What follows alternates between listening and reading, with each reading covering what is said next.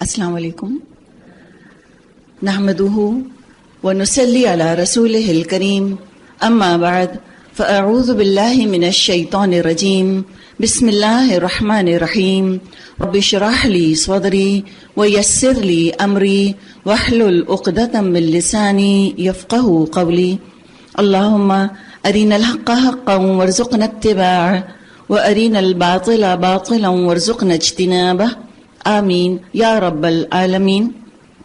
سورۃ بنی اسرائیل، سورہ اسراء بھی اس کو کہتے ہیں۔ اس کا آغاز جو ہے وہ واقعہ معراج کا ایک حصہ ہے جو بیان کیا جا رہا ہے۔ آپ صلی اللہ علیہ وسلم کے ساتھ جو یہ واقعہ پیش آیا انتہائی غیر معمولی نوعیت کا، کہ راتوں رات آپ بیت المقدس گئے اور راتوں رات ساتوں آسمانوں پر گئے اور رات کے ایک حصے میں آپ واپس بھی دنیا میں تشریف لے آئے۔ بڑا غیر معمولی واقعہ تھا، اور یہ معراج جسمانی تھی، اس لیے کہ انداز ہی اس صورت کا بتا رہا ہے، اس کا آغاز ہی بتا رہا ہے کہ یہ معمولی واقعہ نہیں تھا، ورنہ خواب میں تو انسان کہیں کی بھی سیر کر کر آ جاتا ہے۔ اگر آپ اٹھ کر کہتی ہیں کہ آج رات میں امریکہ گئی تھی خواب میں، کسی کو حیرت نہ ہوگی۔ اگر آپ کہتی ہیں کہ میں تو باقاعدہ امریکہ جا کے فزیکلی واپس آئی ہوں، تو لوگ حیران ہوں گے اور باتیں کریں گے۔ تو بڑی باتیں ہوئیں جب آپ صلی اللہ علیہ وسلم نے معراج کا واقعہ آ کر کفار مکہ کو مکے میں سنایا، تو باتیں بنی۔ اس کا مطلب ہی یہ ہے کہ یہ واقعہ بڑا غیر معمولی تھا۔ دو حصے ہیں معراج کے، ایک تو زمینی حصہ ہے، یعنی کہ آپ مکے سے بیت المقدس، بیت الاقصی جس کو مسجد اقصی کہا گیا ہے، جس کو آپ وہاں تشریف لے گئے، یہ زمینی حصہ ہے، اسراء کہا جاتا ہے اس کو۔ اور جو آسمانی حصہ ہے اس کا ذکر سورہ نجم میں آئے گا، اس کو معراج کہتے ہیں۔ جب وہاں اب براق تھا اور اب براق پر سوار ہوئے اور اس کے بعد آپ بیت المقدس تک پہنچے، اس کے بعد پھر آپ آسمانوں کی طرف تشریف لے گئے، وہ واقعہ معراج ہے۔ تو اب اسی سے اس کا آغاز ہو رہا ہے۔ بسم اللہ الرحمن الرحیم۔ سبحان الذي اسرى بعبده ليلا من المسجد الحرام الى المسجد الاقصى الذي باركنا حوله لنريه من آياتنا انه هو السميع البصير۔ پاک ہے وہ جو لے گیا ایک رات اپنے بندے کو مسجد حرام سے دور کی اس مسجد تک جس کے ماحول کو اس نے برکت دی ہے تاکہ اسے اپنی کچھ نشانیوں کا مشاہدہ کرائے۔ حقیقت میں وہی ہے سب کچھ سننے اور دیکھنے والا۔ ہم نے اس سے پہلے موسیٰ علیہ السلام کو کتاب دی تھی اور اسے بنی اسرائیل کے لیے ذریعہ ہدایت بنایا تھا، اس تاکید کے ساتھ کہ میرے سوا کسی اور کو تم اپنا وکیل مت بنانا۔ وکیل سے مراد اپنا کارساز تم کسی اور کو مت بنانا۔ ذریۃ من حملنا مع نوح، تم ان لوگوں کی اولاد ہو جنہیں ہم نے نوح علیہ السلام کے ساتھ کشتی میں سوار کیا تھا، اور نوح علیہ السلام ایک شکر گزار بندہ تھا۔ اب کچھ بنی اسرائیل کی تاریخ کا مختصر ذکر آ رہا ہے، تفصیل تو بہت آپ کو مل جائے گی۔ بنیادی طور پہ 4 ادوار بنی اسرائیل پر آئے، 2 عروج 2 زوال، یہ انٹرمیٹنٹ آئے ان کے اوپر، اس کا ذکر ہے۔ وَقَضَيْنَا إِلَى بَنِي إِسْرَائِيلَ فِي الْكِتَابِ، اور ہم نے اپنی کتاب میں بنی اسرائیل کو اس بات پر متنبع کر دیا تھا کہ تم 2 مرتبہ زمین میں فساد عظیم برپا کرو گے اور بڑی سرکشی دکھاؤ گے۔ آخر کار جب ان میں سے پہلی سرکشی کا موقع پیش آیا تو اے بنی اسرائیل، ہم نے تمہارے مقابلے پر اپنے ایسے بندے اٹھائے جو نہایت زور آور تھے، اور وہ تمہارے ملک میں گھس کر ہر طرف پھیل گئے۔ وَكَانَ وَعْدًا مَفْعُولًا، وہ ایک وعدہ تھا جس کو پورا ہو کر ہی رہنا تھا۔ یعنی اللہ تعالیٰ نے ان کو سزا کیا دی سرکشی کی، اللہ تعالیٰ نے غیر قوموں کو ان کے اوپر مسلط کر دیا عسکری طور پہ، ملٹری پاور کے طور پہ، جس نے کہ ان کو تہس نہس کر دیا۔ پھر جب ان کو تھوڑی عقل آئی، سمجھ آئی، انہوں نے اپنی اصلاح کر لی، اپنے اخلاق، اپنے دین کو بہتر کر لیا، اللہ بھی مہربان ہو گیا ان کے اوپر۔ تو اہل کتاب جو قومیں ہوتی ہیں ان کے ساتھ اللہ یہی معاملہ کرتا ہے، جب دینی اخلاقی حالت ان کی بگڑ جاتی ہے، کتاب سے تعلق کمزور پڑھ کے ٹوٹ جاتا ہے، اللہ سزا دیتا ہے۔ تو کہیں ہم یہ نہ سوچیں کہ اللہ پہ یہودیوں کو سزا کیوں نہیں دے رہا، اللہ نے خاص مقصد کے لیے اب ان کو ڈیل دے رکھی ہے، اللہ تعالیٰ نمٹ لے گا ان سے بھی۔ ہاں مسلمان بھی یہ سوچ لیں کہ ہمارا زوال کیوں ہے، قرآن پر عمل کی وجہ سے نہیں، قرآن پر چھوڑنے کی وجہ سے ہمارا زوال ہے۔ اور جب ہم قرآن کے ساتھ اٹیچ ہو جائیں گے دوبارہ اللہ انشاءاللہ عروج دے دے گا۔ کسی نے کہا نا کہ وہ زمانے میں معزز تھے مسلمان ہو کر اور تم خوار ہوئے تارک قرآن ہو کر۔ اب جب بنی اسرائیل نے ذرا اپنی تجدید ایمان کر لیا، اپنی اصلاح کر لی، ثم رددنا لکم، فرمایا اس کے بعد ہم نے تمہیں ان پر غلبے کا موقع دے دیا اور تمہیں مال اور اولاد سے مدد دی اور تمہاری تعداد پہلے سے بڑھا دی. دیکھو اگر تم نے بھلائی کی تو تم نے اپنے ہی لیے بھلائی کی اور برائی کی تو تمہاری اپنی ذات کے لیے بری ثابت ہوئی. پھر جب دوسرے وعدے کا وقت آ گیا، یعنی پھر عروج کے بعد پھر جب زوال کی طرف چل پڑے، جب اخلاقی ایمانی دینی زوال آ گیا، فَإِذَا جَاءَ وَعْدُ الْآخِرَةِ، جب دوسرے وعدے کا وقت آیا ہم نے دوسرے دشمنوں کو تم پر مسلط کر دیا تاکہ وہ تمہارے چہرے بگاڑ دیں اور مسجد یعنی بیت المقدس میں اسی طرح گھس جائیں جس طرح پہلے دشمن گھسے تھے. یہ ایک اور رومیوں کے ہاتھوں ان پر اس طرح سے دوبارہ سے عذاب آیا، اور جس چیز پر ان کا ہاتھ پڑے اس کو تباہ کر کے رکھ دیں. پہلا جو عذاب جس کا ذکر ہے تاریخ ہمیں بتاتی ہے کہ یہ نبوکڈ نظر، بخت نظر، یہ بابل کا بادشاہ تھا، اس نے تباہ کیا ان کو، اچھی طرح غلام بنا کر لے گیا. اس کے بعد تھوڑا عروج آیا، پھر یہ بگڑ گئے دوبارہ. پھر جنرل ٹائٹس جو رومن جنرل تھا اس نے تو اینٹ سے اینٹ بجا دی ان کے ہیکل کی، ٹیمپل آف سولومن کی. اور اب کیا بچا ہے؟ ویلنگ وال، جس کے پاس یہ جیوز جاتے ہیں اور ہلتے ہیں، کتاب پڑھتے ہیں اور گریہ زاری کرتے ہیں، اور اب یہ کوشش کر رہے ہیں کہ ہم اسی بنیاد کے اوپر ہم اپنا دوبارہ سے ہیکل بنا لیں. اب اللہ تعالیٰ ان یہودیوں سے، بنی اسرائیل سے اللہ تعالیٰ وعدہ فرما رہا ہے، امید دلا رہا ہے ان کو، عسیٰ ربکم ان یرحمکم، ہو سکتا ہے اب تمہارا رب تم پر رحم کرے. وَإِنْ عُدْتُمْ عُدْنَا، اگر تم نے پھر سابقہ روش کا اعادہ کیا تو ہم بھی اپنی سزا کا اعادہ کریں گے. اور کافر نعمت لوگوں کے لیے ہم نے جہنم کو قید خانہ بنا رکھا ہے. اب وہ رحمت کا دروازہ کیا ہے؟ نہ صرف بنی اسرائیل کے لیے بلکہ ہم سب کے لیے. ان ھذا القرآن یہدی للتی ہی اقوم، حقیقت یہ ہے قرآن وہ راہ دکھاتا ہے جو بالکل سیدھی ہے. جو لوگ اس کو مان کر بھلے کام کرنے لگیں ان کو یہ بشارت دیتا ہے کہ ان کے لیے بڑا اجر ہے، اور جو لوگ آخرت کو نہ مانیں ان کو یہ خبر دیتا ہے کہ ان کے لیے ہم نے دردناک عذاب تیار کر رکھا ہے. انسان شر اس طرح مانگتا ہے جس طرح خیر مانگنی چاہیے. وَكَانَ الْإِنسَانُ عَجُولًا، انسان واقعی بڑا جلد باز واقع ہوا ہے. شر مانگتا ہے جیسے کہ مشرکین مکہ کہتے تھے لے آؤ عذاب، لے آؤ عذاب. شر مانگنا، اپنے لیے بد دعا کرنا، یہ بھی شر مانگنا ہے. تو کہا کہ انسان بڑا جلد باز ہے واقعی. دیکھو ہم نے رات اور دن کو دو نشانیاں بنایا ہے. رات کی نشانی کو ہم نے بے نور بنایا اور دن کی نشانی کو روشن کر دیا تاکہ تم اپنے رب کا فضل تلاش کر سکو. بڑی گہری آیات ہیں. عروج اور زوال کی پیچھے بات ہوئی، یہاں دن اور رات. دیکھیے ہر کمال کو زوال ہے. بنی اسرائیل کے کمال کو بھی زوال آیا اور اب دوبارہ وہ عروج کی طرف جا چکے ہیں. مسلمان بہت عرصے عروج پر رہے، بہت عرصے دن یہاں پر موجود رہا. جیسے کہ برٹش امپائر کے لیے کہتے ہیں کہ the sun never sets on the empire. اسی طرح ہم مسلمان بھی کبھی تھے. کسی نے کہا کہ خورشید کی مانند جیتے ہیں ہم، ادھر ڈوبے ادھر نکلے، ادھر ڈوبے ادھر نکلے. لیکن اب ہم پہ رات تاری ہے، یہ زوال آ چکا. لیکن یہ زوال ہمیشہ نہیں رہے گا انشاءاللہ تعالی. پھر عروج کی طرف بڑھیں گے. اللہ کرے کہ ہم اس عروج کے آغاز کا کوئی نہ کوئی حصہ بن جائیں، کہ ہم وہ پہلی کرن ہی بن جائیں. کوئی بات نہیں، کمزور سی ہوتی ہے، اندھیرا سارا دور نہیں کر سکتی، لیکن بہرحال ہم کو اندھیرے بڑھانے والا تو نہیں بننا نا. ہم کو تو روشنی اجالا بنانے والا بننا ہے انشاءاللہ، اجالا دینے والا بننا ہے. تو بڑی پیاری آیات ہیں اگر آپ کبھی غور کریں. دیکھو ہم نے رات اور دن کو دو نشانیاں بنایا ہے. رات کی نشانی کو ہم نے بے نور بنایا اور دن کی نشانی کو روشن کر دیا تاکہ تم اپنے رب کا فضل تلاش کرو اور ماہ و سال کا حساب معلوم کر سکو. اسی طرح ہم نے ہر چیز کو الگ الگ ممیز کر کے رکھا ہے. اب جب آپ دیکھیں جب مسلمانوں پہ یہ رات طاری ہے تو نوکریوں کے لیے اور پیسوں کے لیے ہمارا یوتھ کہاں جا رہا ہے؟ وہاں جہاں پہ دن ہے، جہاں پہ عروج ہے، جہاں جاب اپرچونٹیز ہیں، جو لینڈ آف اپرچونٹی ہے. برین ڈرین ہے نا ہمارا یہاں پہ، سارا یوتھ وہاں چلا گیا. یہ تو ہوگا، پھر وہ ایک وشیس سرکل بن جاتا ہے. ظلم ہوتا ہے، ناانصافی ہوتی ہے، وعدہ خلافی ہوتی ہے، بے حیائی ہوتی ہے، ایمان نہیں ہوتا، اپنے آپ کو بہتر نہیں کرتے. تو سزا یہ ملتی ہے کہ ڈرین ہونا شروع ہو جاتا ہے، وہاں کچھ بچتا ہی نہیں. اور جو وہاں جاتے ہیں پتہ نہیں وہ کتنے بچ پاتے ہیں شیطان کے ہتھ کنڈوں سے. اور شیطان تو ہر جگہ ہی ہے، خالی کسی ایک خطے میں تو بیٹھا نہیں. تو اللہ سے دعا کریں کہ اللہ دین اور دنیا دونوں کی نعمتیں ہم کو یہاں دے دے مسلمانوں کو، اور اللہ تعالیٰ پوری دنیا ہی کو تو مسلمان کر دے. وَكُلَّ إِنسَانٍ أَلْزَمْنَاهُ طَائِرَهُ فِي عُنُقِهِ، ہر انسان کا شگون ہم نے اس کے اپنے گلے میں لٹکا رکھا ہے، اور قیامت کے روز ہم ایک نوشتہ اس کے لیے نکالیں گے جس کو وہ کھلی کتاب کی طرح پائے گا. یعنی نحوست یا برکت یہ چیزوں میں نہیں ہوتی، رنگوں میں یا پتھروں میں یا تاروں میں نہیں ہوتی، یہ اعمال میں ہوتی ہے.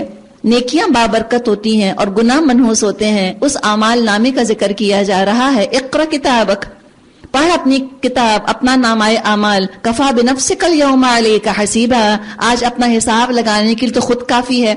1400 سال پہلے پتہ نہیں لوگوں نے کیا سمجھا، آج کتنا آسان ہے ہمارے لیے. ایک مائکرو چپ وہ نکال کر دے دی، کتنی انفارمیشن ہے. ایک مائکرو چپ نکال کے اللہ دے دے گا کہ یہ ہے تمہارا کیا دھرا سارا جو تم دنیا میں کر کے آئے. یعنی سمجھانے کو بات کی جا رہی ہے آپ کو کہ اللہ کے لیے پورا ہمارا ریکارڈ رکھ لینا کچھ مشکل نہیں. من اہتدی، جو راہ راست اختیار کرے گا، فإنما یہتدی لنفسی، اس کی راہ راست، اس کی راست روی اس کو اپنے ہی، اس کو خود ہی فائدہ دے گی. اور جو گمراہ ہوا اس کی گمراہی کا وبال اسی کے اوپر ہے. کوئی بوجھ اٹھانے والا دوسرے کا بوجھ نہ اٹھائے گا، اور ہم عذاب دینے والے نہیں ہیں جب تک کہ لوگوں کو حق اور باطل کا فرق سمجھانے کے لیے پیغامبر نہ بھیج دیں. جب ہم کسی بستی کو ہلاک کرنے کا ارادہ کرتے ہیں، اس کے خوشحال لوگوں کو حکم دیتے ہیں اور وہ اس میں نافرمانیاں کرنے لگتے ہیں. پتہ چلا کہ بگاڑ معاشرے میں ایلیٹس کی طرف سے آتا ہے. جب پیسے والے، کھاتے پیتے، پڑھے لکھے لوگ برائیوں کو مزین کرنے لگتے ہیں، سجانے لگتے ہیں، نیکیوں پہ شرمانے لگتے ہیں، دین سے دور ہو جاتے ہیں اور کافروں کی نقالیاں کرنے لگتے ہیں، اور آپ صلی اللہ علیہ وسلم اور صحابہ سے کوئی ویو لینتھ نہیں ملتی، نہ وہ رول ماڈل رہتے ہیں، تو بس بگاڑ ہی بگاڑ آ جاتا ہے. سمجھ لیں کہ بس اب اس جگہ کی بربادی مقدر ہو چکی. تو کیا ہوتا ہے؟ فحق علیہ القول، تو سچ ہو جاتی ہے بات. فدمرناها تدمیرا، اور تب ہم اس کو برباد کر کے رکھ دیتے ہیں جیسے برباد کیا جاتا ہے. اللہ تعالیٰ سے دعا کریں کہ اللہ تعالیٰ ہمارے ملک کو اس بربادی سے بچا لے. اس سے پہلے کہ وہ اللہ کا فیصلہ ہو، اللہ ہم کو جگا دے، اللہ ہم کو قرآن کی طرف رجوع کرنے والا بنا دے. وَكَمْ أَهْلَكْنَا مِنَ الْقُرُونِ مِنْ بَعْدِ نُوحٍ، دیکھ لو کتنی ہی نسلیں ہیں جو نوح علیہ السلام کے بعد ہمارے حکم سے ہلاک ہوئیں. تیرا رب اپنے بندوں کے گناہوں سے پوری طرح باخبر ہے. من کانا یرید العاجلہ، جو کوئی عاجلہ کا خواہش مند ہو اس کو ہم یہیں دے دیتے ہیں، اور جو کچھ بھی اس کو ہم یہیں دے دیتے ہیں جو کچھ بھی جسے دینا چاہیں، پھر اس کی قسمت میں اور اس کے لیے جہنم لکھ دیتے ہیں جس کا وہ تاپے گا ملامت زدہ اور رحمت سے محروم ہو کر.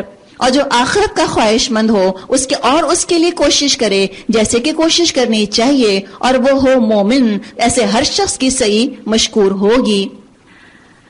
کلن نمد ہؤلاء وہؤلاء من عطاء ربک، ان کو بھی اور ان کو بھی، دونوں فریقوں کو ہم دنیا میں سامان زیست دیے چلے جا رہے ہیں. یہ تیرے رب کا عطیہ ہے، تیرے رب کی عطا روکنے والا کوئی نہیں. دو کیٹیگریز، ایک دنیا چاہنے والے صرف، اور ایک دنیا اور آخرت. تو کچھ کو صرف دنیا ہی ملے گی، اونلی دنیا ملے گی، اور کچھ کو دنیا بھی ملے گی، آلسو دنیا بھی ملے گی، best of both the world's. تب میں اور آپ کیا چاہتے ہیں اپنے لیے؟ دنیا ہی یا دنیا بھی؟ تم تو دنیا بھی چاہتے ہیں نا. اور آخرت، اصل میں جو دنیا ہی چاہتے ہیں، آخرت ان کے سامنے کبھی ہوتی ہی نہیں. وہ کبھی اس کے ریپرکشن سوچتے ہی نہیں کہ میں جو پہن رہی ہوں، جو بول رہی ہوں، جو دیکھ رہی ہوں، اس کے ریپرکشنز میری آخرت پر ہوں گے کیا؟ oblivious of the hereafter. اور جو آخرت چاہتے ہیں وہ کانسیکوینسز کو کیلکولیٹ کرتے رہتے ہیں، تبھی استغفار کرتے رہتے ہیں، اپنا اکاؤنٹ رینیو ریفریش کرتے رہتے ہیں، غلطیوں کو ڈیلیٹ کرتے رہتے ہیں. یہ فرق ہوتا ہے. انظر کیف فضلنا بعضهم على بعض، دیکھ لو دنیا ہی میں ہم نے ایک گروہ کو دوسرے پر کیسی فضیلت دے رکھی ہے، اور آخرت میں اس کے درجے تو اور بھی زیادہ ہوں گے اور اس کی فضیلت اور بھی زیادہ بڑھ چڑھ کر ہوگی. تو اللہ کے ساتھ کسی دوسرے معبود کو مت بنا. اب یہاں سے آپ دیکھیں کچھ احکامات آ رہے ہیں. لا تجعل مع اللہ الہا آخر، تو اللہ کے ساتھ کوئی دوسرا معبود مت بنا ورنہ ملامت زدہ اور بے یار و مددگار بیٹھا رہ جائے گا. تیرے رب نے فیصلہ کر دیا ہے، وَقَضَىٰ رَبُّكَ، تیرے رب نے فیصلہ کر دیا، اللہ تعبدوا الا ایاہ، تم کسی کی عبادت نہ کرو مگر صرف اسی کی، وَبِالْوَالِدَيْنِ احسانا، اور والدین کے ساتھ حسن سلوک کرو. حسن سلوک کرو کس طرح؟ چھوٹی سی بات، جگہ جگہ آ رہا ہے مضمون والدین کا، چھوٹی چھوٹی بات اگر پلے باندھ لیں. احسان کا طریقہ والدین پر کیا ہوگا؟ ان کی خدمت ایسے کرو جیسے کہ اپنی خدمت کروا کے والدین تم پہ احسان کر رہے ہیں. ایسے گریٹفل ہو کہ آپ نے مجھے موقع دیا، it's an honour for me. Pleasure کا اظہار کرو ان کی خدمت کر کے، خوشی کا اظہار کرو کہ آپ کو سرو کر کے فائدہ میرا ہے. اگر تمہارے پاس ان میں سے کوئی ایک یا دونوں بوڑھے ہو کر رہے، انہیں اف تک نہ کہنا. اف تک نہ کہنا ایک ایٹیٹیوڈ ہے، باڈی لینگویج بتائی جا رہی ہے، مائنڈ سیٹ بتایا جا رہا ہے کہ اریٹیٹ مت ہونا. ماں باپ کو برداشت نہیں کیا جاتا، ٹالریٹ کرنے میں ناگواری ہے. ان کو سرو کیا جاتا ہے، ان کی خدمت کی جاتی ہے، خدمت میں مرہم رکھنا ہے. اور یہ مت سمجھے کہ ماں باپ بوڑھے ہو گئے ہیں تو بے حس ہو گئے ہیں. پہچان لیتے ہیں، چہرے کا تاثر دیکھ کے پہچان جاتے ہیں کہ ان کو ناگوار لگ رہی ہے میری بات، اور شرمندہ ہو جاتے ہیں بےچارے. اور بڑھاپے کے ساتھ اس طرح شرمندگی کا ہونا اور کمزوری کا ہونا، دیکھیں نا کتنی تکلیف دہ چیزیں ہیں. اور بیماری اور کمزوری تو بڑھاپے کا حصہ ہے، تو اس کو ان کی خدمت کرنی ہے، ٹائم نکالنا ہے، وقت دینا ہے ماں باپ کو. تو کہا کہ اف بھی مت کہنا، ولا تنہرہما، اور جھڑک کے جواب مت دینا، بلکہ ان سے احترام کے ساتھ بات کرو اور نرمی اور رحم کے ساتھ ان کے سامنے جھک رہو اور دعا کیا کرو. رب ارحمہما کما ربیانی صغیرا، جس طرح اللہ انہوں نے مجھ کو شفقت اور رحمت سے پالا ہے، تو بھی اللہ ان پر رحم کر. اللہ تم پر رحم فرما جس طرح انہوں نے رحمت اور شفقت کے ساتھ مجھے بچپن میں پالا تھا. تمہارا رب خوب جانتا ہے کہ تمہارے دلوں میں کیا ہے. اگر تم صالح بن کر رہو تو ایسے سب لوگوں کے لیے وہ درگزر کرنے والا ہے جو اپنے قصور پر متنبہ ہو کر بندگی کے رویے کی طرف پلٹ آئیں. پہلے معلوم نہیں تھا کہ کبیرہ گناہ ہے والدین کی نافرمانی، والدین کے ساتھ بدتمیزی. اب پتہ چل گیا، معافی مانگ لو، اللہ معاف کر دے گا. اب اصلاح کر لو، اب اچھا سلوک شروع کر دو ان کے ساتھ. تو اللہ جانتا ہے. اور دیکھیں اولاد کی تربیت، ربیانی کا ذکر ہے نا، رب یربی تربیتن کا مطلب ہوتا ہے درجہ بدرجہ آگے بڑھانا. اولاد کی تربیت ماں باپ کرتے ہیں. تربیت سختی کے بغیر ہو نہیں سکتی، ہے نا. محبت بھی چاہیے ہوتی ہے، سختی بھی چاہیے ہوتی ہے، ریسٹرکشنز بھی لگانی ہوتی ہیں، اسٹرکٹ بھی ہونا ہوتا ہے اور ڈانٹنا بھی ہوتا ہے بچوں کو، کبھی کبھار لگا بھی دینا ہوتا ہے. تربیت میں یہ تمام چیزیں شامل ہیں. ماں باپ کی تربیت اللہ نے اولاد کے ذمے نہیں رکھی. ہمیں ان کی تربیت نہیں کرنی، ہم خالی مشورہ دے سکتے ہیں. کبھی کوئی غلطی، کوئی قصور والدین میں دیکھیں تو ان کی تربیت کرنے، جھڑکنے نہ کھڑے ہو جائیں. آپ کو تو یہ بھی نہیں پتا، آپ کو تو یہ بھی نہیں آتا، یہ طریقہ نہ کریں. اللہ سے دعا کریں، اللہ تعالیٰ انہوں نے مجھے بچپن میں پالا، میری برائیاں انہوں نے دور کر دی، مجھے آج انسان بنایا.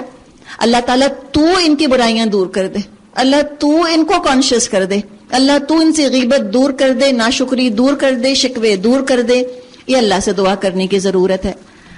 اب مزید فرمایا وَآتِ ذَا الْقُرْبَى حَقَّهُ، رشتہ دار کو اس کا حق دو اور مسکین اور مسافر کو اس کا حق دو. یعنی رشتہ داروں پر خرچ کرو اور کیا نہ کرو. وَلَا تُبَذِّرْ تَبْذِيرًا، فضول خرچی مت کرو. فضول خرچ لوگ شیطان کے بھائی ہیں اور شیطان اپنے رب کا بڑا ناشکرا ہے.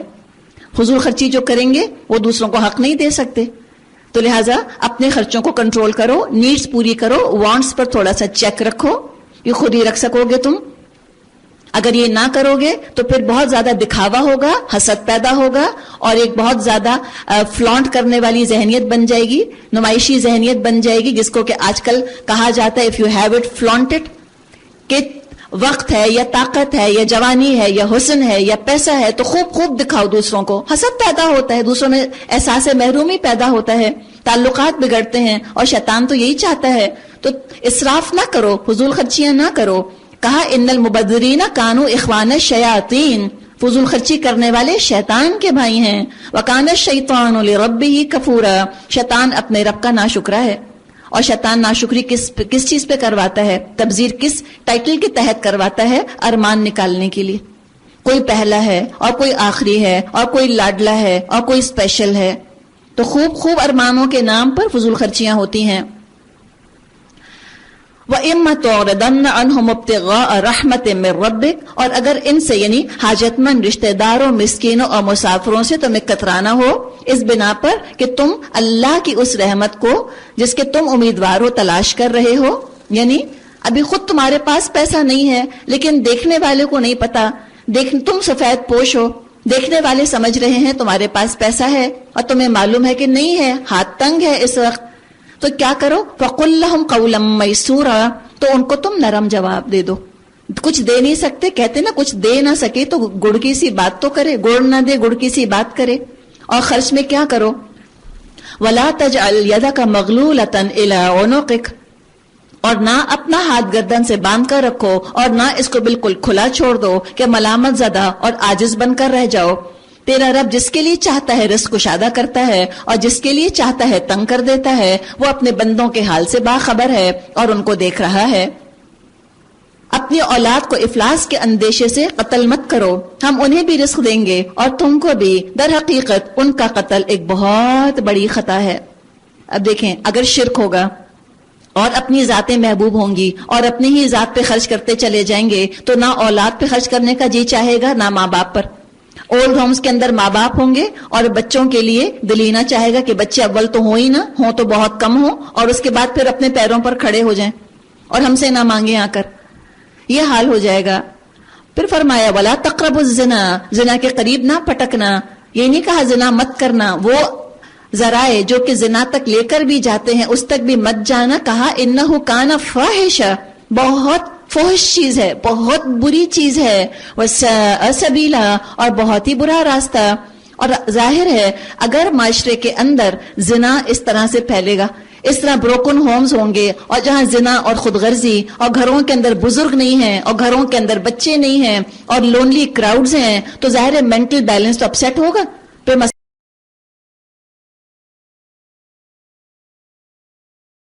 مسائل ہوں گے، پھر جرائم بھی بڑھیں گے.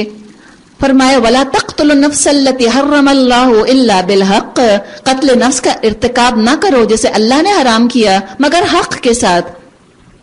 اور جو شخص مظلومانہ قتل کیا گیا ہو اس کے ولی کو ہم نے قصاص کے مطالبے کا حق عطا کیا ہے، بس چاہیے وہ قتل میں حد سے نہ گزرے، اس کی مدد کی جائے گی. مال یتیم کے پاس نہ پھٹکو مگر احسن طریقے سے، یہاں تک کہ وہ اپنے شباب کو پہنچ جائیں. یعنی دیکھیں جب انسان کی خواہشات اور وانٹس بہت بڑھ جاتی ہیں تو پھر حلال پر اکتفا نہیں کرتا، اب وہ حرام کی طرف دیکھتا ہے، دوسروں کی بھی حق تلفیاں کرتا ہے. تو اس سے روک دیا گیا کہ یہ مت کرنا. وَأَوْفُوا بِالْعَهْدِ، عہد کی پابندی کرو، بے شک عہد کے بارے میں تم کو جواب دہی کرنی ہوگی. پیمانے سے دو تو پورا بھر کر دو اور تولو تو ٹھیک ترازو سے تولو، یہ اچھا طریقہ ہے اور بلحاظ انجام بھی یہی بہتر ہے. ناپ تول یعنی بزنس کاروبار کی بات بھی ہے، دوسرے حقوق اور فرائض کی بھی. اپنا حق پورا لینا چاہتے ہو اور اپنا فرض پورا نہیں کرنا چاہتے، یہ بات تو اچھی نہیں ہے. یہ چاہتے ہو کہ میری اولاد تو میری فرما بردار ہو اور تم ماں باپ کی فرما برداری خود نہیں کرنا چاہتے، یہ تو اچھی بات نہیں ہے. وَلَا تَقْفُ مَا لَيْسَ لَكَ بِهِ عِلْمٌ، کسی ایسی چیز کے پیچھے نہ لگو جس کا تم کو علم نہیں. یقیناً آنکھ، کان اور دل سبھی کی باس پرس ہونی ہے، امانتیں ہیں، اللہ نے دی ہیں، تو لہٰذا کنسٹرکٹیو پازیٹیو چیزوں میں ان چیزوں کو لگاؤ، کوئی دنیا کا فائدہ ہو کوئی آخرت کا فائدہ ہو. اللہ کی فرما برداری میں رہتے ہوئے اپنی یہ ساری تم قوتیں استعمال کرو اور فضول چیزوں کے پیچھے نہ لگو. وَلَا تَمْشِي فِي الْأَرْضِ مَرَحًا، زمین میں اکڑ کے مت چلو. اب باڈی لینگویج کا بتایا جا رہا ہے. Don't think too much of your self. تم نہ زمین کو پھاڑ سکتے ہو نہ پہاڑوں کی بلندی کو پہنچ سکتے ہو. ان امور میں ہر ایک کا برا پہلو تیرے رب کے نزدیک ناپسندیدہ ہے. یہ وہ حکمت کی باتیں ہیں جو تیرے رب نے تجھ پر وحی کی ہیں. اور دیکھ اللہ کے ساتھ کو دوسرا معبود نہ بنا بیٹھ ورنہ تو جہنم میں ڈال دیا جائے گا ملامت زدہ اور ہر بھلائی سے محروم ہو کر. کیسی عجیب بات ہے، تمہارے رب نے تم کو تو بیٹوں سے نوازا اور خود اپنے لیے ملائکوں کو بیٹیاں بنا لیا. بڑی جھوٹی بات ہے جو تم لوگ زبانوں سے نکالتے ہو. اب یہاں پر آپ دیکھیں کچھ بیسک چیزوں کا خلاصہ آ گیا ہے. کسی سزا کا یہاں ذکر نہیں ہے. یہ مکی سورت ہے، سورہ بنی اسرائیل. تو اللہ تعالیٰ نے ہمیں بتا دیا کہ آغاز میں سزاؤں کا ذکر نہیں ہے. سزاؤں سے تبلیغ شروع نہیں کی جاتی، پہلے تو انفارمیشن دی جاتی ہے، اویئرنیس کریٹ کی جاتی ہے. اسلام پہلے مزاج بناتا ہے، پہلے ذہن بناتا ہے، پھر قانون بناتا ہے. تو لہٰذا ان چیزوں کا یہاں ذکر کر دیا گیا تاکہ اویئرنیس پھیل جائے. آج بھی میڈیا کے ذریعے ہم ان چیزوں کے بارے میں اویئرنیس پہلے کریٹ کر سکتے ہیں. اویئرنیس آ جاتی ہے، نفع نقصان پتہ چل جاتا ہے، لوگ خود ان پابندیوں کو اپنی مرضی سے قبول کرتے ہیں. جیسے کہ آج کسی کو کوڑے نہیں مارنے ہوتے، جیل میں نہیں ڈالنا ہوتا کہ تم فلٹرڈ پانی پیو یا تم پانی بوائل کر کے پیو. اویئرنیس خود ہی پتہ چل گیا کہ ان بوائلڈ پانی یہ مجھ کو بیمار کر دے گا، مجھے نقصان دے گا. آگے ہجرت ہونی تھی. سورہ بنی اسرائیل تقریباً آخری مکی دور کی صورت ہے. آئندہ جو اسلامی معاشرہ بننا تھا کن بنیادوں پر بنے گا، ان بنیادوں کا ذکر یہاں کر دیا گیا. اور انسان کی بقا کے لیے انسانیت کے تحفظ کا دار و مدار انہی احکامات کے اوپر ہے. یہ سب مورل ایتھکس کی باتیں بتا دیں، کن کن صفات کو پروان چڑھانا ہے، کن کن چیزوں کو ایریڈیکیٹ کرنا ہے. اور جو معاشرہ ان پابندیوں کو قبول نہیں کرے گا وہاں جرائم ہوں گے. چاہے کتنی بھی پولیس ہو، کتنی بھی اچھی عدالتیں ہوں، بہرحال مجرم بنیں گے اور لوگ وہاں پہ جرائم کا شکار ہوں گے. اور سوچیں جہاں شرک ہو، ایسا کبیرہ گناہ، شرک، والدین کی نافرمانی، ناقدری، اسراف، قتل اولاد اور زنا، جہاں اتنے کبیرہ گناہ ہوں گے وہاں یقیناً لوگ بے چینی میں اور نفسیاتی الجھنوں کے اندر مبتلا ہوں گے. بروکن ہومز ہوں گے، انسٹیبل ہیومن بینگز ہوں گے، اور خوشی نہیں ہوگی. ہاں خوشحالی ہو سکتی ہے، لیکن زندگی اتنی بوجھل بھاری کہ لوگ خودکشی کے لیے آمادہ ہو جائیں. تو ہمیں بھی سوچنے کی ضرورت ہے، غور کرنے کی ضرورت ہے. اللہ تعالی ہم سب کو ان چیزوں کو پروموٹ کرنے کا ذریعہ بنائے جو کہا گیا، اور جن چیزوں کو مٹانا ہے اللہ ہمیں ان کو مٹانے کا ذریعہ بنائے. وآخر دعوانا ان الحمد للہ رب العالمین. من الشیطان الرجیم. بسم اللہ الرحمن الرحیم. رب اشرح لی صدری ويسر لي أمري واحلل عقدة من لساني يفقهوا قولي. اللهم أرنا الحق حقا وارزقنا اتباعه وأرنا الباطل باطلا وارزقنا اجتنابه. آمین یا رب العالمین. سورت بنی اسرائیل آیت نمبر 41. وَلَقَدْ صَرَّفْنَا فِي هَذَا الْقُرْآنِ لِيَذَّكَّرُوا وَمَا يَزِيدُهُمْ إِلَّا نُفُورًا. اور ہم نے اس قرآن میں طرح طرح سے لوگوں کو سمجھایا کہ وہ ہوش میں آئیں، مگر وہ حق سے اور زیادہ ہی دور بھاگے چلے جا رہے ہیں. اے محمد صلی اللہ علیہ وسلم ان سے کہیے اگر اللہ کے ساتھ دوسرے خدا بھی ہوتے جیسا کہ یہ لوگ کہتے ہیں تو وہ مالک عرش کے مقام پر پہنچنے کی ضرور کوشش کرتے. پاک ہے وہ اور بہت بالا اور برتر ان باتوں سے جو یہ بیان کر رہے ہیں. تسبح لہ السماوات السبع والارض ومن فیہن. اس کی پاکی تو ساتوں آسمان اور زمین اور وہ ساری چیزیں بیان کر رہی ہیں جو آسمان اور زمین میں ہیں. کوئی چیز ایسی نہیں جو اس کی حمد کے ساتھ اس کی تسبیح نہ کر رہی ہو مگر تم ان کی تسبیح سمجھتے نہیں. انہ کان حلیما غفورا. حقیقت یہ ہے کہ وہ بڑا ہی بردبار اور درگزر فرمانے والا ہے. اب ذکر آ رہا ہے قرآن کا. آپ نے یہ بھی شاید نوٹ کیا ہوگا کہ سورہ بنی اسرائیل میں لفظ قرآن کافی دفعہ آیا ہے، بار بار دہرا کر آیا ہے. اور ذکر آ رہا ہے کچھ ایسے محروم لوگوں کا کہ جب قرآن پڑھا جاتا ہے، مختلف طریقوں سے سمجھانے کی کوشش کی جاتی ہے تو ان کے دماغوں کے اندر شکوک، شبہات اور اعتراضات ہی آتے ہیں اور غور و فکر کا مادہ نہیں پیدا ہوتا. تو اگر ہم چاہتے ہیں کہ ہم میں غور و فکر کا مادہ پیدا ہو، اور یقیناً یہاں آنے کا مقصد میرا اور آپ کا یہی تو ہے نا، ورنہ ہم کیوں یہاں آ کر بیٹھے ہوتے. ہم چاہ رہے ہیں سمجھنا، اللہ جانتا ہے ہماری نیتوں کو. تو اگر ہم سمجھنا چاہتے ہیں قرآن کو اور کوئی چیز سمجھ نہیں آ رہی، یا جو اسٹیبلشڈ نارمز ہیں ان سے کلیش کر رہی ہے، یا جو آپ نے علم حاصل کیا ہے سائنس کا، اس کی روشنی میں جب آپ نے قرآن کو سمجھا تو آپ کو لگا نہیں یہ تو سائنس کے ساتھ ٹکرا رہا ہے. کوئی بھی بہت ساری چیزیں ہو سکتی ہیں، شکوک و شبہات پیدا ہو سکتے ہیں اور خلوص کے ساتھ بھی ہو سکتے ہیں. نعوذ باللہ اعتراض یا فرار کے لیے نہیں، سمجھنے کی انسان جب کوشش کرتا ہے تو بھی جگہ جگہ بعض دفعہ قرآن پہ وہ اٹک جاتا ہے. اگر کوئی ایسی صورتحال پیش آ جائے کیا کریں؟ تسبیح کریں. آپ کہیں سبحان اللہ و بحمدہ سبحان اللہ العظیم. آپ اللہ کی تسبیح کر لیجئے، آپ 2 رکعت نماز پڑھ لیجئے اور آپ اللہ سے دعا کر لیجئے. تو میں اور آپ، ہماری کیا حیثیت کہ ہم کسی قرآن کی آیت پہ اٹکیں. ابن تیمیہ رحم اللہ علیہ ان کا معاملہ یہ تھا کوئی آیت اگر ان کو سمجھ نہ آتی وہ گھنٹوں گھنٹوں استغفار کیا کرتے تھے اور اللہ تعالیٰ سے دعا کرتے تھے یا معلم ابراہیم، اے ابراہیم کو سکھانے والے، علمنی مجھے بھی سکھا دے، یا مفہم سلیمان، اے سلیمان کو سمجھا دینے والے، فہمنی مجھ کو بھی سمجھا دے۔ تڑپ دیکھ رہی ہیں آپ اس کے اندر کیسے اللہ کے رسولوں نبیوں کا نام لے لے کے کہتے تھے کہ اللہ تو نے ان کو بھی تو نہیں سمجھایا، تو اللہ تو مجھ کو بھی سمجھا دے۔ تو دعا کریں کہ واقعی ہمارے اندر بھی ابراہیم اور سلیمان ہی کے نقش قدم پر چل کر اور وہی جذبات اور وہی تڑپ اور جذبہ اندر پیدا ہو جائے کہ اللہ اس کتاب کو میرے آگے کھول دے، اللہ اس پہ مجھے عمل کی توفیق عطا فرما دے۔ لیکن جو نہیں سمجھنا چاہتے، انڈیفرنس کا پردہ ہے، ویو لینتھ نہیں ملتی، ٹیوب ویژن ہے یا کانفلکٹ آف انٹرسٹ ہو رہا ہے، قرآن کی بات اگر سمجھ میں آ رہی ہے، لاجیکل ہے، سائنٹیفک ہے، پریکٹیکل ہے، لیکن ان کے اپنے انٹرسٹ سے ٹکرا رہی ہے، تو پھر وہ ایسا نہیں کہ ان کو سمجھ آ نہیں رہا، وہ سمجھنا چاہ نہیں رہے ہوتے، عمل نہیں کرنا چاہ رہے ہوتے۔ تو کیا ہوتا ہے، وَإِذَا قَرَأْتَ الْقُرْآنَ جَعَلْنَا بَيْنَكَ وَبَيْنَ الَّذِينَ لَا يُؤْمِنُونَ بِالْآخِرَةِ حِجَابًا مَسْتُورًا۔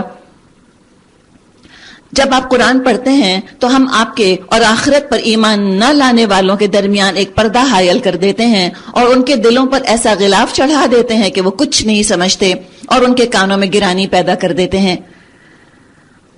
تو دیکھیے ابھی جو ہم نے دعا کی کہ اللہ ہمیں حق کا حق ہونا دکھا دے اور اس پر عمل کی توفیق عطا فرما دے، اور اللہ تو غلط بات کا ایرر ہونا ہمیں دکھا دے اور ہمیں اس ایرر سے بچنے کی توفیق بھی عطا فرما دے۔ اور کیا ہے، وَإِذَا ذَكَرْتَ رَبَّكَ فِي الْقُرْآنِ وَحْدَهُ، اور جب تم قرآن میں اپنے ایک ہی رب کا ذکر کرتے ہو تو وہ نفرت سے منہ موڑ لیتے ہیں۔ ہمیں معلوم ہے جب وہ کان لگا کر تمہاری بات سنتے ہیں تو دراصل کیا سنتے ہیں، اور جب بیٹھ کر باہم سرگوشیاں کرتے ہیں تو کیا کہتے ہیں۔ یہ ظالم آپس میں کہتے ہیں یہ تو ایک سحر زدہ آدمی ہے جس کے پیچھے تم جا رہے ہو۔ دیکھو کیسی باتیں ہیں جو یہ تم پر چھانٹتے ہیں، یہ بھٹک گئے، ان کو راستہ نہیں ملتا۔ وقالو، اور وہ کہتے ہیں جب ہم صرف ہڈیاں اور خاک ہو کر رہ جائیں گے تو کیا ہم کو نئے سرے سے پیدا کر کے اٹھایا جائے گا؟ کیا ہم پہ نئے سرے سے پیدا کیے جائیں گے؟ کہہ دیجئے تم پتھر ہو یا لوہا، یعنی کیا؟ ہاں اٹھائے جاؤ گے، یعنی فاسلائز بھی ہو جائیں گی نا تمہاری بونز، تو بھی اللہ ان فاسلز میں سے بھی تم کو نکال لے گا۔ او خلقا مما یکبر فی صدورکم، یا اس سے بھی زیادہ بڑی سخت چیز جو تمہارے ذہن میں قبول حیات سے بھی بعید تر ہو۔ اب دیکھیں قرآن جو ایک ورڈ پکچر کھینچتا ہے نا ہمارے سامنے، تو ہمارے لیے بھی اپنے امیجنیشن کو ایکٹیو کرنا بڑا ضروری ہے۔ بڑے حاضر دماغی کے ساتھ ہمیں قرآن کے ساتھ ساتھ چلنا ہو، بالکل توجہ کو بھٹکنے نہ دیں۔ آسان نہیں ہے، ابھی تو شروعات ہے، ابھی جو گھنٹہ گزرتا ہے ہائپوگلائسیمیا سیٹ ان کرتا ہے، جھونکے آتے ہیں، کچھ بوریت کا، کچھ یہ احساس کہ ہاں یہ تو پتہ ہے، آگے چلیں، معلوم ہے، ایسے خیالات آتے ہیں۔ آپ اس طرح کا کوشش کریں کہ یہ اس طرح کے خیالات نہ آئیں، تاکہ آپ الفاظ کے ساتھ ساتھ رہیں، تاکہ آپ کے ذہن کے اندر تصویریں بنیں، اور ذہن میں تصویریں بننے میں مدد ملتی ہے اگر آپ ایکٹیولی پریکٹیکلی تبلیغ کے لیے نکل گئے۔ تو آپ یہ ورڈ پکچر، آپ اس ایکسپریشن کو فوراً نظروں کے سامنے محسوس کرتے ہیں کہ ہاں کیا انداز ہوتا ہے، کیا طریقہ۔ فَسَيَقُولُونَ، ان قریب وہ کہیں گے، مَن يُعِيدُنَا، پھر کون ہمیں پلٹا کر لائے گا؟ جواب میں کہو وہی جس نے پہلی بار تم کو پیدا کیا۔ فَسَيُنْغِضُونَ إِلَيْكَ رُؤُوسَهُمْ، پھر وہ ہلائیں گے، یوں مٹکائیں گے، یوں کریں گے سروں کو تمہاری طرف۔ اب یہ جو ہے یہ ساری شکلیں انسان کے آگے پھر رہی ہوتی ہیں، یہ ایکسپریشنز اور یہ انداز پھر رہے ہوتے ہیں جب آپ واقعی نکلتے ہیں عمل کے میدان میں لوگوں کو بتانے۔ ایسا انسان ریلیٹ کر سکتا ہے قرآن سے۔ تو قرآن پڑھتے ہوئے اگر پردہ محسوس ہو، اس پردے کو اٹھانے کا طریقہ ایک یہ ہے کہ اس سے عملی تعلق جوڑ لیجئے، پریکٹس شروع کر دیجئے۔ آپ دیکھیں پریکٹس سے خود کتنے سارے پردے جو ہیں وہ آپ سے آپ ہی اٹھ جاتے ہیں۔ تو یہ سر ہلا کر پوچھیں گے، یا آج کے دور میں ہم کہیں گے چوئنگم چبا کر ہی تم سے کہیں گے، یا اپنے بالوں کو پیچھے جھٹک کر تم سے کہیں گے۔ متا ہو، کب ہوگا یہ؟ انڈیفرنس ہے نا، ڈس انٹرسٹ ہے، دے ڈونٹ ریئلی کیئر۔ تو یہ کب ہوگا؟ جواب کس قدر خوبصورت ہے، تم کہو کیا عجب وہ وقت قریبی آ لگا ہو، خیر مناؤ۔ جس روز وہ تمہیں پکارے گا تو تم اس کی حمد کرتے ہوئے اس کی پکار کے جواب میں نکل آؤ گے، اور تمہارا گمان اس وقت یہ ہوگا ہم بس تھوڑی دیر ہی اس حالت میں پڑے رہے۔ اے محمد صلی اللہ علیہ وسلم میرے بندوں سے کہہ دیجئے زبان سے وہ بات نکالا کریں جو بہترین ہو۔ دراصل یہ شیطان ہے جو انسانوں کے درمیان فساد ڈلوانے کی کوشش کرتا ہے، اور حقیقت یہ ہے کہ شیطان انسان کا کھلا دشمن ہے۔ تو کیا پتا چلا؟ ابھی آگے شیطان کا ذکر بھی آ رہا ہے، اس کی آوازوں کا ذکر آ رہا ہے۔ تو وہ کیا کرتا ہے؟ ایسی آوازیں ہم کو سنواتا ہے کہ وہ آوازیں ہمارے کانوں سے گزر کر ہمارے دل میں سما جاتی ہیں، اور جب ہمارے دل میں سما جاتی ہیں تو پھر ہماری زبانوں سے وہی الفاظ پھسلنے لگ جاتے ہیں، تو شیطانی قسم کے الفاظ منہ سے نکلنے لگتے ہیں۔ حقیقت ہے ہم غیبت سنیں گے، غیبت کا ہی دل چاہے گا، گندی باتیں سنیں گے، گندی باتوں کا دل چاہے گا۔ آج کل الحمدللہ اتنا پاک کلام میں اور آپ اپنے کانوں سے سن رہے ہیں، یقیناً گھر جا کر دل چاہتا ہوگا کہ ہم یہ اس کو بتا دیں، یہ وہ بتا دیں۔ زبانوں سے ہمارے اچھے الفاظ ہی پھسل رہے ہیں۔ تو یہ ماحول ہے جس کی ہمیں حفاظت کرنی ہے، ہم کس ماحول میں دراصل رہ رہے ہیں، اور جو سنتے ہیں وہی زبانوں سے نکلتا ہے، اور جو زبانوں سے نکلتا ہے پھر شیطان بعض دفعہ وہ اتنی بری بری باتیں زبانوں سے نکلواتا ہے کہ پھر انسان نیکیوں سے بھی دور ہٹتا چلا جاتا ہے۔ زبان بیریئر بن جاتی ہے، تولا بھر کی ہے لیکن ایسے جلتی ہے کیا کچھ ہماری نیکیاں جو ہے اس سے ہمیں محروم کروا دیتی ہے، کتنے بڑے بڑے گناہ کے کام کروا دیتی ہے۔ کہنے کو چھوٹی سی بات زبان سے نکلتی ہے، مضمون حدیث میں یہ آتا ہے انسان کو جہنم سے زمین آسمان کے برابر قریب کر دیتی ہے۔ تو اللہ تعالیٰ ہمیں توفیق دے کہ ہم واقعی اپنی زبانوں کو سوچ سمجھ کے استعمال کریں۔ بعض دفعہ اس کو اسٹرے کمنٹس ہوتے ہیں نا ہمارے، ایسی بائی دا وے کمنٹ کر دیا، جیسے اسٹرے بلٹس نہیں ہوتے آج کل، ہم کراچی والے تو خوب اچھی طرح سمجھتے ہیں اسٹرے بلٹس کو، جیسے اسٹرے بلٹس ہوتے ہیں، کسی نے ایسی ہوائی فائرنگ کر دی، اب وہ جا کے بلٹ کسی کو لگ گیا اور کسی کی جان چلی گئی۔ آئے دن اخباروں میں ہم خبریں پڑھتے ہیں۔ اسی طرح یہ اسٹرے ورڈز، یہ اسٹرے کمنٹس ایسے ہی ہوتے ہیں، ایسے ہم نے تو بے فکری کے ساتھ زبان سے نکال دیا، کسی کو جا کے ایسا ہٹ کر جاتی ہے وہ چیز کہ اس کا دل پہ ٹوٹ کے رہ جاتا ہے اور دل بگڑ جاتے ہیں، اور وہ سمجھتا ہے جان بوجھ کے مجھ کو یہ انہوں نے کہا ہے، مجھ پہ طنز کیا، حالانکہ کہنے والے کے وہم و گمان میں بھی نہیں ہوتا۔ تو بہت تول کے، بہت سوچ سمجھ کے، اور جتنی اللہ آپ کو کوئی پوزیشن دے دے اتنا زیادہ اپنے زبان کے بارے میں محتاط ہونے کی ضرورت ہے۔ کسی نے کہا ہے کہ جب تک میں بولتا نہیں تو الفاظ میرے قابو میں ہوتے ہیں، میں ان کا مالک ہوتا ہوں، اور جب میں بول پڑتا ہوں تو پھر میں اپنے الفاظ کا غلام بن جاتا ہوں، پھر میں ان کے بس میں چلا جاتا ہوں۔ تو ہم کیوں اپنے الفاظ کے غلام بنے؟ فرمائے ربکم اعلم بکم، تمہارا رب تمہارے حال سے زیادہ واقف ہے، وہ چاہے تم پر رحم کرے اور چاہے وہ تم کو عذاب دے دے۔ اور اے نبی، ہم نے آپ کو لوگوں پر حوالہ دار بنا کر تو بھیجا نہیں، تیرا رب زمین اور آسمانوں کی مخلوقات کو زیادہ جانتا ہے۔ ہم نے بعض پیغمبروں کو بعض سے بڑھ کر مرتبے دیے، اور ہم ہی نے داؤد کو زبور دی تھی۔ فضیلت کا ذکر پہلے بھی ہم نے تیسرے پارے میں پڑھا تھا، یہ فضیلت ہے۔ اللہ نے بعض انسانوں کو بعض پر فضیلت دی ہے، بعض گاڈ گفٹڈ ہوتے ہیں، اللہ تعالیٰ کی طرف سے ان کو خاص نعمتیں، خاص صلاحیتیں، خاص مقام مل جاتا ہے۔ کبھی جیلس نہ ہو، حسد کا شکار نہ ہو، ان کی ٹانگ گھسیٹنے کی کوشش نہ کریں، ان کی بڑائی کو قبول کر لیں، کھلے دل سے قبول کر لیں۔ اور کسی کی فضیلت کو جب ہم کھلے دل سے قبول کر لیتے ہیں، اس کی فضیلت سے ہم خود کتنا فائدہ حاصل کر سکتے ہیں اللہ کے فضل سے۔ قُلِ ادْعُوا الَّذِينَ زَعَمْتُم مِّن دُونِهِ، ان سے کہو پکار دیکھو ان معبودوں کو جن کو تم اللہ کے سوا اپنا کارساز سمجھتے ہو، وہ کسی تکلیف کو نہ تم سے ہٹا سکتے ہیں نہ بدل سکتے ہیں۔ جن کو یہ لوگ پکارتے ہیں وہ تو خود اپنے رب کے حضور رسائی حاصل کرنے کا وسیلہ تلاش کر رہے ہیں، کون اس سے قریب تر ہو جائے، اور وہ اس کی رحمت کے امیدوار ہیں اور اس کے عذاب سے ڈر رہے یعنی خائف ہیں۔ حقیقت یہ ہے تیرے رب کا عذاب ہے ہی ڈرنے کے لائق، اور کوئی بستی ایسی نہیں جسے ہم قیامت سے پہلے ہلاک نہ کریں یا سخت عذاب نہ دیں، یہ نوشتہ الہی میں لکھا ہوا ہے۔ اور ہم کو نشانیاں بھیجنے سے نہیں روکا۔ دیکھیے یہ کیا بات ہے، کیا مضمون، یہ جو مکے والے بار بار معجزے مانگ رہے تھے کہ دکھاؤ کوئی نشانی، تو اللہ تعالیٰ فرما رہا ہے کیوں نہیں نشانی دکھا رہے۔ اور ہم کو نشانیاں بھیجنے سے نہیں روکا مگر اس بات نے کہ ان سے پہلے کے لوگ ان کو جھٹلا چکے۔ چنانچہ دیکھ لو سمود کو ہم نے اعلانیہ اونٹنی لا کر دی اور انہوں نے اس پر ظلم کیا۔ ہم نشانیاں اس لیے تو بھیجتے ہیں کہ لوگ ان کو دیکھ کر ڈریں۔ یاد کرو اے محمد صلی اللہ علیہ وسلم، ہم نے آپ سے کہہ دیا تھا تیرے رب نے ان لوگوں کو گھیر رکھا ہے، اور جو کچھ بھی ابھی ہم نے آپ کو دکھایا، کیا معراج کا سفر، اس کی طرف اشارہ ہے. اور اس درخت کو جس پر قرآن میں لعنت کی گئی، زقوم، جس کا ذکر قرآن میں آتا ہے، ایک درخت جو جہنم میں ہوگا، وہ جہنمیوں کی غذا بنے گا. ہم نے ان لوگوں کے لیے بس اس کو ایک فتنہ بنا کے رکھ دیا. ہم انہیں تنبیہ پر تنبیہ کیے جا رہے ہیں، لیکن ہر تنبیہ ان کی سرکشی ہی میں اضافہ کیے جاتی ہے. اور یاد کرو، جبکہ ہم نے ملائکہ سے کہا آدم کو سجدہ کرو تو سب نے سجدہ کیا، مگر ابلیس نے نہ کیا. اس نے کہا کیا میں اس کو سجدہ کروں جسے تو نے مٹی سے بنایا؟